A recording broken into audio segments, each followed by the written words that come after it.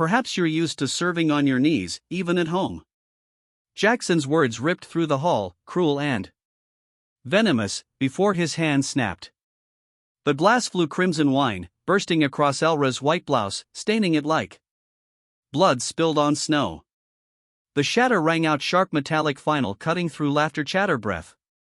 The scent of wine rushed in heavy and choking, clinging to the silence it left behind. Diners froze, forks hovering midair. Their eyes locked on the trembling young woman. Lyra's knuckles whitened around the tray, veins rising like ropes. Somewhere in the corner a child whimpered, the sound thin and piercing in the stillness. Jackson leaned back, smirking, basking in the fear he had planted. Elra lifted her eyes, damp but burning. Her whispers struck the quiet. I'm not like the ones before me. And in that breath the storm began. Aurelia Hall gleamed with quiet grandeur.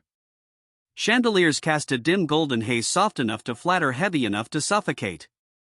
The clink of forks and knives, once steady and polite, faltered into silence. Every sound seemed to hold its breath. The scent of polished mahogany lingered in the air, mingling with faint candle wax and something sharper. Fear as tangible as smoke. Waiters lowered their gazes. Shoulders bowed as though a sudden wind pressed them down. The floor itself seemed to tense, polished tiles, waiting for footsteps that carried weight. Chairs straightened as diners stiffened their spines. Yet none dared meet each other's eyes. Instead, all attention turned toward the door, toward the slow echo that grew louder with each approaching step. A crimson sleeve entered first, fabric glinting faintly in the muted light. Then came the shape of a man. Tall, broad, deliberate, each step landing like a warning. His presence did not need words. It spread like thunderheads rolling into a sky that had been too calm. Jackson, the name hissed. In whispers, but not aloud. He moved through the aisle, the air seeming to recoil.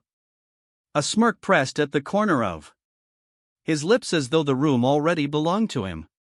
No one smiled back. Smiles had no place here. They froze on faces and died before forming. Behind the tray she held, Elra's fingers tightened, her eyes wide and unblinking. Followed the man's path. She had heard stories, but stories had not captured this storm that walked on 2 feet. And as he dawned, the hall itself seemed to bow, not from respect, but from fear that dared not speak its name.